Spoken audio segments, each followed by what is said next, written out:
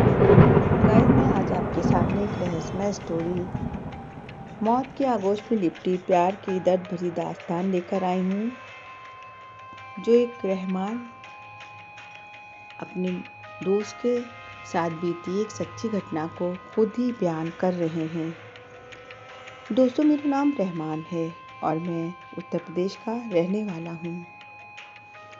आज मैं आपको अपने दोस्त के साथ घटी एक सच्ची घटना पेश करने जा रहा हूँ।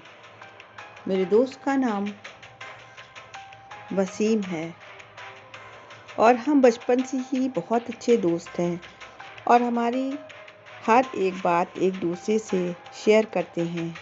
हम जब कॉलेज से आए थे तब उसकी सगाई हो गई थी। वो उसकी मंगेतर से, जिसका नाम रेशमा था, बहुत प्यार करता था और वो दोनों रात भर मोबाइल पर बातें करते रहते थे। एक दिन की बात उसने मुझे बताया कि उसकी मंगेतर से रात को वो बात कर रहा था। वसीम ने उसकी मंगेतर को मिलने के लिए बोला तो उसकी मंगेतर बदली हुई आवाज़ में बोली, तू ज़्यादा मत बोल वरना तेरे को वहीं दफन कर दूंगी। वसीम एक बार तो सुनकर चौंक गया और फिर सोचा वो शायद मजाक कर रही होगी।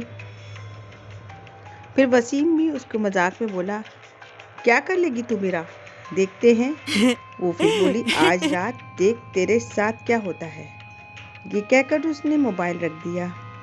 अगली सुबह जब वसीम मुझसे मिला तो वो अपनी आपबीती बताने लगा। उसने मुझे रात को फ़ोन वाली बात बताई और उस रात उसके साथ जो हुआ था वो भी बताया।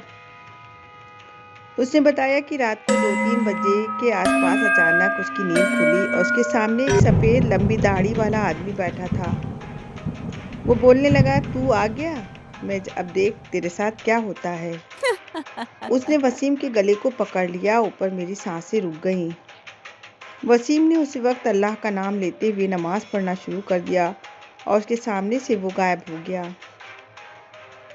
मुझे उसकी बात सुनकर बहुत अचंभा हुआ कि ऐसे कैसे हो सकता है। उसके अगले दिन वसीम ने फिर अपनी मंगेतर से मोबाइल पर बात की और बोला, कल तुम मुझे क्या अनाप शनाप बोल रही थी।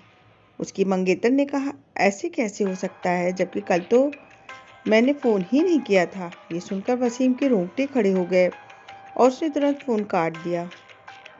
उसी वक्त वसीम ने मुझे फ़ोन किया कि उसकी मंगेतर की तबीयत ख़राब है और कल उसके घर चलना है। अगले दिन हम दोनों तैयार होकर वसीम की मंगेतर के घर गए। वहाँ हमने दरवाज़ा खटखटाया तो उसकी मंगेतर सामने खड़ी थी और बदली हुई आदमी की आवाज़ में बोली, तू फिर आ गया ना। तूने अगर अंदर कदम रखा तो यहीं तेरा जनाजा निकाल दूंगा। वसीम बोला कि ये क्या बोल रही हो तुम। वसीम आगे था और जैसे ही उसने घर के अंदर कदम रखा, उसकी मंगेतर ने दीवार पर लगी टंगी तस्वीर उतार कर वसीम के सर पर दे मारी। उसके सर से खून बहने लग गया। वसीम के ससुर और सालू ने उसकी मंगेतर को पकड़कर बिठाया। फिर उसके सालू ने वसीम के सर पर पट्टी बांधी। रेशमा के दादाजी ने बताया कि रेशमा को जिन का साया लग गया है। इस पर वसीम के ससुर ने उन्हें अपना मुंह बंद रखने को कहा। थोड़ी देर रुककर हम वहाँ से सीधे अस्पताल जाकर ढंग से पट्टी करवाई और अगले ही दिन मुझे वसीम का फ़ोन आया कि रेशमा की तबीयत बहुत ख़राब है और वो अस्पताल में भर्ती है। वसीम ने बाइक निकाली और हम दोनों जल्दी अस्पताल पहुँचे।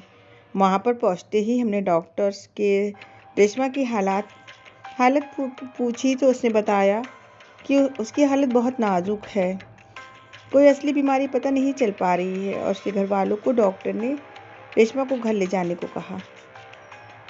सभी हैरान थे कि ऐसी क्या बीमारी है जिसका इलाज डॉक्टर के पास भी नहीं है। फिर उसके घर वाले रेशमा को घर ले आए। रेशमा ने वसीम को बुलाया और कहा कि अब मैं ज़्यादा दिन जिंदा नहीं रह पाऊंगी और तुम किसी अच्छी लड़की से शादी कर लेना। ये सुनकर वसीम की आंखों में आंसू आ गए और वो बोलने लगा कि मैं तुम्हें मरने नहीं दूंगा। फिर रेशमा के दादाजी ने उसको पास ही के पीर बाबा के पास ले जाने को कहा।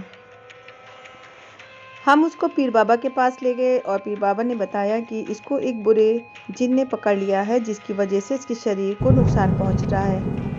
अब बहुत देर हो गई है और पीर बाबा ने बताया कि इसका एक ही इलाज है। यहाँ से 80 किलोमीटर दूर एक दरगाह है, वहाँ इसका इलाज हो सकता है। और बाबा ने बताया कि इसके साथ यही इंसान जाएगा जिसे वो सबसे ज़्यादा चाहती है। वसीम ने कहा कि मैं चला जाऊंगा, मुझे बाइक भी चलानी आती है। रात के 3 बजे वसीम और रेशमा दोनों बाइक पर निकल पड़े। लेकिन आधे घंटे बाद किसी का फ़ोन आया कि वसीम और रेशमा दोनों का एक्सीडेंट हो गया है और वो मारे गए। ये सुनकर मेरा रो रो कर बुरा हाल हो गया। मेरा सबसे करीबी दोस्त अब इस दुनिया में नहीं रहा।